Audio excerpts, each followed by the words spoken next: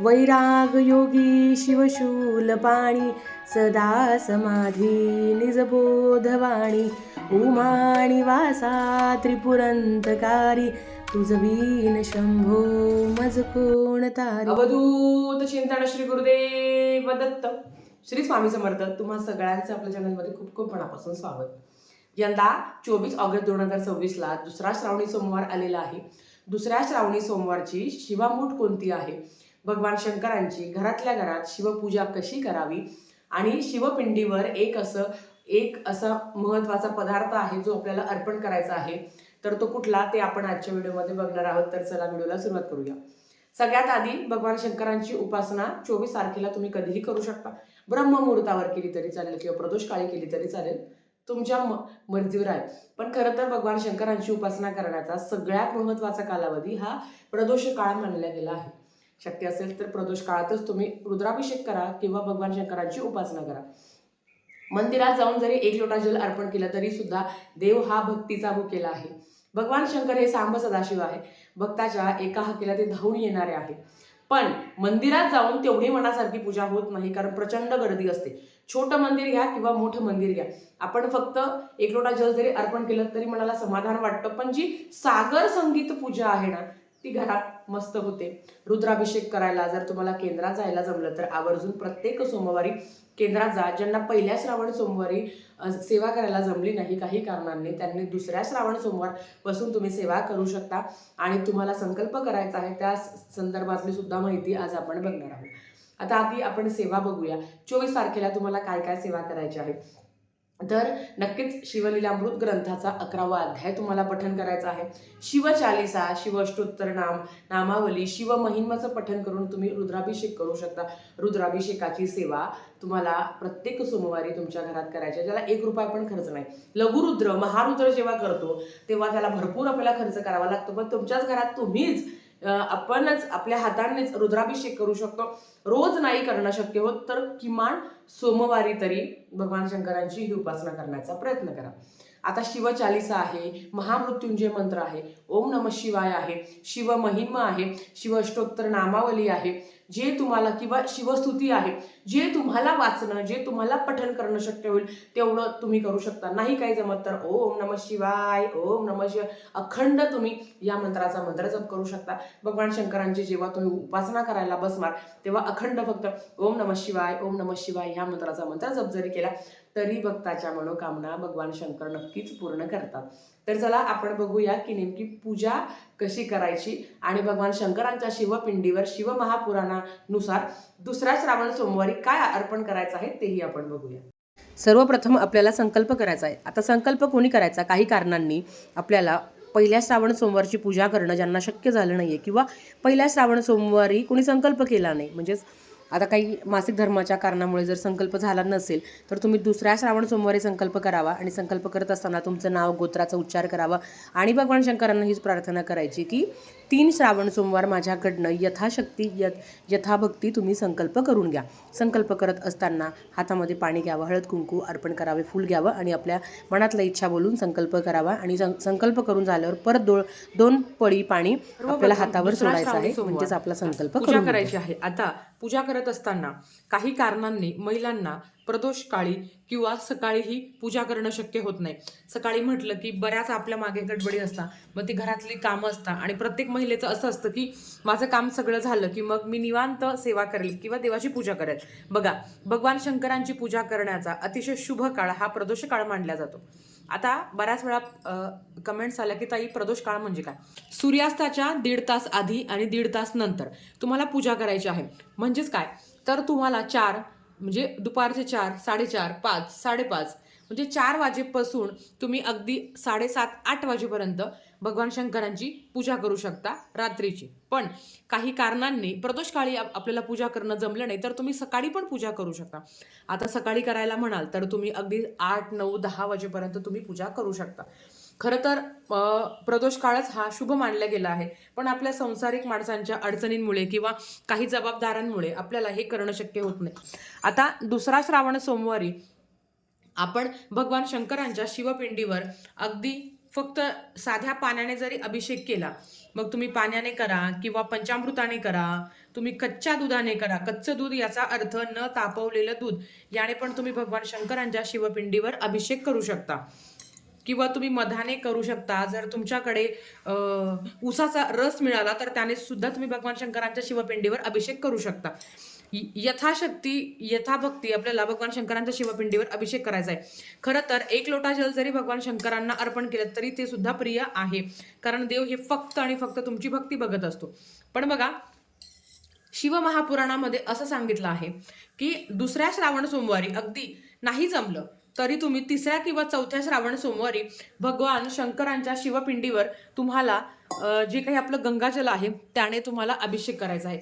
जर तुमच्या घरात नक्कीच गंगाजल उपलब्ध असेल तर तुम्हाला 2ऱ्या श्रावण सोमवारी भगवान शंकरांच्या शिवपिंडीवर गंगाजलाने अभिषेक करायचा आहे. आणि खरं तर जेव्हा आपण भगवान शंकरांच्या शिवपिंडीवर साध्या जलाने सुद्धा अभिषेक करतो तरी सुद्धा ते एक प्रकारचं गंगाजलच होऊन जातं. तर नक्की जर तुमच्याकडे गंगाजल असेल तर त्याने अभिषेक करावा आणि ते गंगाजलाचं तीर्थ घरातील सगळ्यांना थोडं थोडं द्यावं. मागच्या सोमवारी बऱ्याच महिलांनी अशी चूक केली की दूध आणि पाणी याचा एकत्रित अभिषेक केला. म्हणजे आपण जेव्हा रुद्राभिषेक करत असतो ना तेव्हा काय करतो, बऱ्याच महिलांनी असं केलं की दूध आणि पाणी एकत्रित केलं आणि त्याचा मग आहे ना अभिषेक केला. आणि दुसऱ्या दिवशी मंगळवारी ते जे काही दूध आहे तर ते थोडंसं खराब झालं. म्हणजेच काय, जे काही तीर्थ बनवलं होतं आपण तर ते सुद्धा खराब झालं. मला तुम्हाला सांगायचं आहे की जेव्हा तुम्ही रुद्राभिषेक करत असता तेव्हा फक्त पाण्याने अभिषेक करावा, की जेणेकरून ते तीर्थ तुम्ही अगदी 4, 5, 6, 7, 8 दिवस तुम्ही ते तसंच ठेवू शकता. पण काय होतं ना, जेव्हा आपण फक्त दुधाने किंवा पाण्याने म्हणजे फक्त दूध आणि पाण्याने याचा जर तुम्ही एकत्रित अभिषेक केला ना, मग त्याच्यामुळे थोडीशी गडबड होते आणि जे काही आपण तीर्थ साचवलेलं असतं ते तुम्ही खराब होऊन जातं. आणि जर मग शक्य असेल तर ते तुम्ही फ्रीजमध्ये सुद्धा ठेवू शकता किंवा साध्या पाण्याने अभिषेक केला तरी हरकत नाही. आता बघा, हे सगळं करत असताना ओम नमः शिवाय, ओम नमः शिवाय या मंत्राचा मंत्र जप करावा किंवा महामृत्युंजय मंत्राचा मंत्र जप करावा. मागच्या व्हिडिओमध्ये बऱ्याच कमेंट्स आल्या की ताई ओम नमः शिवाय किती वेळा म्हणावं. तर बघा, ओम नमः शिवाय तुम्ही 108 वेळा म्हणावं. नाहीतर महामृत्युंजय मंत्राचा तुम्हाला मंत्र जप करायचा आहे, मग तो तुम्ही 108 वेळा करा किंवा जसं तुम्हाला शक्य होईल त्या पद्धतीने करा. श्री शिवाय नमस्तुभ्यम या मंत्राचा पण मंत्र जप करायचा आहे किंवा शिवचालीसा पठण करावं. भगवान शंकरांच्या ज्या ज्या सुंदर अशा सेवा आहे ज्या तुम्हाला वाचन करणं पठण करणं शक्य होईल तसा तुम्ही त्याच मंत्रस्तोत्राने तुम्हाला अभिषेक करायचा आहे. आणि ज्यांना काहीही करणं शक्य होत नाही त्यांनी फक्त ओम नमः शिवाय, ओम नमः शिवाय ह्या मंत्राचा अभिषेक केला तरी हरकत नाही. आणि अगदी ताई, आम्ही सकाळी फक्त साधी पूजा केली, संध्याकाळी रुद्राभिषेक केला तरी हरकत नाही. किंवा सकाळी जर तुम्हाला शक्य असेल तर नक्कीच तुम्ही सकाळी रुद्राभिषेक करू शकता. बघा, ज्यांना रुद्राभिषेक करणं शक्य होत नाही त्यांनी नित्यसेवेतलं शिवमहिम्न स्तोत्रम आहे बघा, शिवमहिम्न प्राकृत आहे, अगदी सुंदर आणि खूप छान आहे ते. तर त्या शिवमहिम्नचं जरी तुम्ही पठण केलं, भगवान शंकरांच्या शिवपिंडीवर अभिषेक करता करता अगदी 10 मिनिटं लागतात. ज्यांना वाचता येणं शक्य होत नाही किंवा ज्यांना वाचता येत नाही त्यांनी श्रवण करावं. शिवपिंडी समोर म्हणजे शिवपिंडीवर तुम्ही गळती ठेवू शकता आणि जे काही मंत्र जप चालू आहे किंवा युट्यूबला ज्या तुम्हाला काही रुद्रसेवा भेटल्या तर तुम्ही त्या श्रवण करू शकता. ज्यांना पठण करता येत नाही त्यांच्यासाठी सांगते. आता बऱ्याच वेळा मागच्या व्हिडिओमध्ये अशा कमेंट्स आल्या की ताई भस्म घरात ठेवू नये. बघा, विकतचा भस्म घरात ठेवू शकतो. भस्म म्हणजे काय, रक्षाच असते. तर आता बघा, आपण जेव्हा बाजारात जातो तेव्हा असं आपल्याला भस्म मिळतो. आधीचा भस्म वेगळा असायचा किंवा माणसाची राख आपल्याला ती मिळायची, पण आता तसं नाही आहे. आता व्यवस्थित असा भस्म मिळतो आणि तो तुम्ही घरात ठेवू शकता. भगवान शंकरांना आपल्याला भस्म अर्पण करून घ्यायचं आहे. ओम नमः शिवाय, ओम नमः शिवाय, ओम नमः शिवाय किंवा ओम त्र्यंबकम यजामहे सुगंधिं पुष्टिवर्धनम उर्वारुकमिव बंधनात् मृत्योर्मोक्षे यमामृता. ओम त्र्यंबकम यजामहे सुगंधिं पुष्टिवर्धनम उर्वारुकमिव बंधनात् मृत्योर्मोक्षे यमामृता. जर तुमच्याकडे कापडी वस्त्र असेल पांढऱ्या रंगाचं तर ते अर्पण करू शकता किंवा कापसाचं करू शकता किंवा फक्त जो दोऱ्याचं वस्त्र असतं, ज्याला आपण दोरा असतो ना, दोरा पांढरा, तो सुद्धा तुम्ही भगवान शंकरांना अर्पण करू शकता. हे करून झाल्यावर पांढरे फूल असेल, धोत्राचं फूल असेल, फळ असेल तर नक्कीच ते तुम्हाला भगवान शंकरांना अर्पण करायचं आहे. जसं मी तुम्हाला सांगितलं की देव हा फक्त भक्तीचा भुकेला आहे, तर तुम्ही एक बेलपान जरी भगवान शंकरांना अर्पण केलं तरी सुद्धा ते प्रिय आहे. आता एक बेलपान अर्पण करताना मी मागच्या व्हिडिओमध्ये सांगितलं होतं तरी सुद्धा सांगते. बघा, बेलपान घेत असताना बेलपान हे स्वच्छ असावं, तुटलेलं चिरलेलं नसावं, हा जो वरचा देठ आहे हा काढून घ्यावा आणि बेलपान पालथं अर्पण करायचं असतं, हे सगळ्यांना माहिती आहे. आता बऱ्याच वेळा काय होतं की ताई आमच्याकडे एकच बेलपान आहे, मग एक बेलपान असल्यावर ते अर्पण कसं करावं? आता मी तुम्हाला करून दाखवते बघा. एक बेलपान आहे, तर ओम शिवाय नमः आपण असं केल्यावर ते बेलपान घ्यायचं, परत पाण्यामध्ये आपल्याला टाकायचं, म्हणजे ते शुद्ध करायचं परत. आणि परत ओम महेश्वराय नमः परत ते घ्यायचं, एका पाण्याचा तांब्या असेल किंवा अगदी डिश ठेवू शकता. हे असं करायचं. ओम महेश्वराय नमः ओम याच्यात टाकायचं परत ओम पिनाकिने नमः ओम शशिशेखराय नमः ओम वामदेवाय नमः. या पद्धतीने तुम्ही 108 वेळा मंत्र जप करून एकच तुम्ही जे काही बेलपान आहे ते भगवान शंकरांना तुम्ही अर्पण करू शकता, जर तुमच्याकडे एक असेल तर. जर तुमच्याकडे दुसरे असेल किंवा भरपूर असेल तर तुम्ही तेही अर्पण करू शकता. पण नक्कीच बेलपान अर्पण करताना भगवान शंकरांना व्यवस्थित अर्पण करावं. तुटलेलं, चिरलेलं किंवा घाण असलेले बेलपान अर्पण करायचं नाही आहे. काही कारणांनी पहिल्या सोमवारी आपल्याला भगवान शंकरांची पूजा करणं नाही शक्य झालं, मग तो मासिक धर्म असो किंवा गावाला जाणं असो, विटाळ असो, सुतक असो, मग अशा वेळेस काय करावं? तर बघा, नक्कीच तुम्ही दुसऱ्या सोमवारी पण तुम्ही संकल्प करू शकता, ज्या पद्धतीने मी व्हिडिओमध्ये दाखवलं आहे. आणि तुम्ही दुसऱ्या सोमवारी सुद्धा भगवान शंकरांची पूजा करू शकता. एवढंच आहे की संकल्प तुम्हाला दुसऱ्या सोमवारी करायचा आहे. संकल्प एकदाच करता. ताई संकल्प केल्यावर संकल्प सोडावा लागतो का? नाही. संकल्प सोडणं आणि संकल्प करणं एकच आहे. आता ज्या काही तुमच्या मनोकामना आहेत त्याच्यासाठी तुम्ही संकल्प केला असेल तर भगवान शंकरांना प्रार्थना करावी. आता ताई पहिल्या श्रावण सोमवारी शिवामूठ ही तांदूळ होती, मग आम्ही तांदूळ तर अर्पण नाही केलं, मग आता दुसऱ्या श्रावण सोमवारी तांदूळ पण अर्पण करायचं का? नाही. पहिल्या श्रावण सोमवारची शिवामूठ तांदूळ होती, तर आपण तांदूळ अर्पण केले, किंवा काही जणांना, काही महिलांना ते करणं शक्य नाही झालं, हरकत नाही. मग दुसऱ्या श्रावण सोमवारी ती करावी का? तर नाही. दुसऱ्या श्रावण सोमवारची शिवामूठ ही तीळ आहे. आता बघा, भगवान शंकर हे पितरांचे सुद्धा देव आहे. पितरांचं कार्य करण्यासाठी आपल्याला काळ्या तिळांची गरज पडते. पण या श्रावण सोमवारची जी शिवामूठ आहे, तर ही पांढरी तीळ आहे बघा. ही जी आपल्या घरात एकदम आपल्याला पटकन मिळून जाईल, तर ही पांढरी तीळ आपल्याला शिवामूठ म्हणून अर्पण करायची आहे. आता ताई, भगवान शंकरांची उपासना करण्यासाठी आधी देवपूजा करायची का? होय, आधी देवपूजा करायची असते आपल्याला. म्हणजे सकाळी उठून पटकन देवपूजा वगैरे करावी, घरातली कामं उरकून घ्यावी, आणि नंतर तुम्हाला ज्या पद्धतीने तुम्हाला उपासना करणं शक्य होईल त्या पद्धतीने तुम्ही करू शकता. या पद्धतीने आता हे सगळं करून झाल्यावर शिवामूठ आपल्याला अर्पण करायचे आहे. शिवामूठ अर्पण करताना मूठभर तीळ घ्यावी.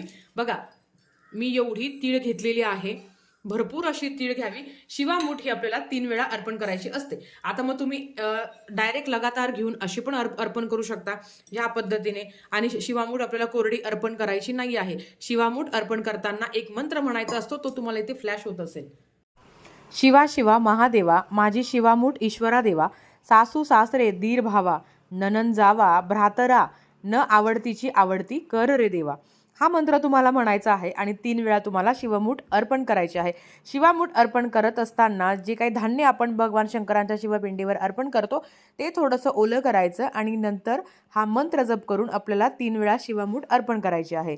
व्हिडिओमध्ये दिसत आहे त्या पद्धतीने. बऱ्याच वेळा अशा कमेंट्स आल्या की ताई, ही जी गळती ठेवली आहे तर ही दिवसभर ठेवू शकतो का? बघा, तुमच्याकडे जर कोणी लक्ष देणारं असेल तर नक्कीच तुम्ही दिवसभर भगवान शंकरांना जलाभिषेक करू शकता, ज्या पद्धतीने मंदिरात केला जातो. पण नाहीच शक्य होतं, जेवढं जलाभिषेक तुम्हाला करता येईल तेवढं तुम्ही करू शकता. जेव्हा तुम्हाला वाटेल की नाही शक्य आहे तर तुम्ही हे तसंच ठेवू शकता. आता ही जी शिवपिंड आहे, आता जेवढं तुम्हाला इथे पाणी साचलेलं असेल ताई, मग हे पाणी तुम्ही त्याच दिवशी काढायचं का? तर बघा, ही जी मांडणी किंवा हे जे तुम्ही आपण जे बेलपान अर्पण केलं आहे, शिवामूठ अर्पण केलेली आहे, तर ही तुम्हाला लगेच काढायची नाही. अगदी तुम्हाला गावाला जायचं असेल किंवा काही अडचणी असेल तर तुम्ही संध्याकाळी काढून ठेवू शकता, पण शक्यतो काढूच नका. दुसऱ्याच दिवशी तुम्हाला हे काढून घ्यायचं आहे. आणि हे जे काही तीळ आहे तर नक्कीच हे तीळ थोडेसे वाळवून घ्यायचं आणि ह्या तिळावर तुम्हाला अजून तीळ अर्पण करायची किंवा म्हणजे त्याच्यात टाकायची आणि ती तुम्हाला दान करायची असते. कारण शिवामूठ आपण भगवान शंकरांना दान करायचं असतं. शिवामुठीचं व्रत हे एक दानाचंच व्रत आहे. म्हणून शिवामूठ अर्पण करताना भरपूर अशी मूठभर शिवामूठ, मुठीतच त्याचा अर्थ आहे की मूठभर आपल्याला शिवामूठ अर्पण करायची आहे. आणि तीच तुम्ही घेऊन ती स्वच्छ करून तुम्ही अगदी ताई खूपच ओली झाली आहे तर ती तुम्ही निर्माल्यात टाकून देऊ शकता, किंवा जर तुमच्याकडे जागा असेल तर त्या एका कुठल्या पण जागेवर तुम्ही खड्डा करून ठेवू शकता. या पद्धतीने जिथे एखादा छोटासा खड्डा करा आणि त्याच्यात तुम्ही हे टाकू शकता. पण जर व्यवस्थित असेल तर नक्कीच तुम्ही तीळ दान करावं. आपल्याला माहिती आहे तिळेचं महत्त्व खूप खूप आहे. असं म्हटलं गेलं आहे की एक तीळ 7 जणांनी वाटून खाल्ली होती. तर आपल्याला हेच शिकवतं आपल्या अध्यात्म आणि आपली संस्कृती सुद्धा, की दान किंवा एखादी गोष्टीचं आपण जेव्हा समर्पण करत असतो तेव्हा त्याचा फायदा आपल्याला खूप जास्त प्रमाणात मिळत असतो. तर ह्या पद्धतीने आपल्याला पूजा करायची आहे.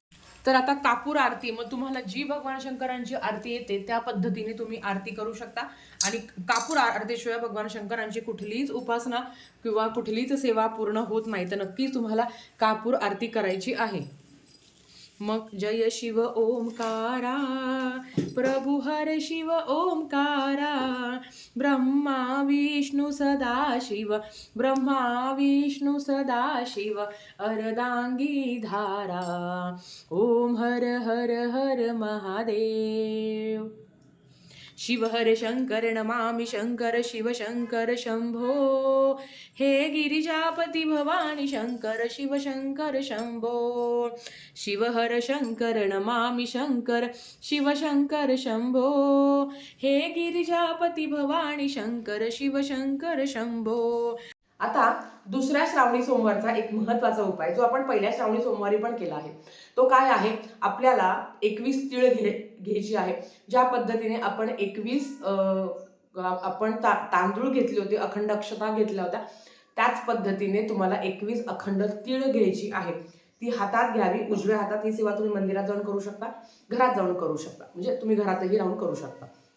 हातात घ्यायची आणि कमलात्मक मंत्र आहे जो लक्ष्मी प्राप्तीचा अतिशय सुंदर आणि प्रभावी मंत्र आहे. ओम श्रीम ह्रीम श्रीम कमले कमलालये प्रसिद्ध प्रसिद्ध श्रीम ह्रीम श्रीम महालक्ष्मी नमः. या मंत्राचा तुम्हाला 11 वेळा, 16 वेळा किंवा 21 वेळा तुम्हाला जसं जमेल तेवढं मंत्रजप करायचं आहे. आणि ते 21 तीळ भगवान शंकरांच्या शिवपिंडीवर अर्पण करायचं. शिवामूठ अशी अर्पण करत असतो आणि जेव्हा आपण तीळ वगैरे अर्पण करतो तेव्हा असं अर्पण करा आणि भगवान शंकरांना हीच प्रार्थना करा की माझ्या घरातली जी काही दरिद्री आहे ती जाऊ दे आणि माझ्या घरात अष्टलक्ष्मीने वास करू दे, अखंड लक्ष्मी प्राप्त मला होऊ दे आणि प्राप्त लक्ष्मी स्थिर राहू दे, अशी प्रार्थना करायची. श्रावण महिन्यातच ही सेवा केली जाते, म्हणून आवर्जून करा. ज्यांना पहिल्या श्रावणी सोमवारी करणं शक्य होत नाही त्यांनी दुसऱ्या श्रावणी सोमवारी करायची, पण जी शिवामूठ आहे तीच अर्पण करायची. म्हणजे जो 21 तुम्हाला सांगितलं आहे की मागच्या सोमवारी आपण तांदूळ घेतले, ह्या सोमवारी आपण तीळ घेणार आहे. आता ज्यांना ह्या सोमवारी उपवास किंवा ही सेवा करणं शक्य झालं नाही त्यांनी तिसऱ्या श्रावण सोमवारची जी शिवामूठ असेल ती घ्यायची, त्याने मग ती तुम्हाला सेवा करून अर्पण करायची. ज्यांना तिसऱ्या श्रावण सोमवारी करणं शक्य होत नाही त्यांनी चौथ्या श्रावण सोमवारी करा. आता या 4 श्रावणी सोमवारपैकी एखादा जरी आपला मासिक धर्मात गेला तरी बाकीच्या तर आपल्याला सेवा करायला नक्कीच मिळतात. तर आजच्यासाठी फक्त इतकंच. झालेली सेवा स्वामींच्या चरणी मी रुजू करते आणि आजचा व्हिडिओ इथेच थांबवते. आवडला असेल तर लाईक शेअर सबस्क्राईब करा. भेटूया परत अशाच एका नवीन व्हिडिओसोबत. श्री स्वामी समर्थ.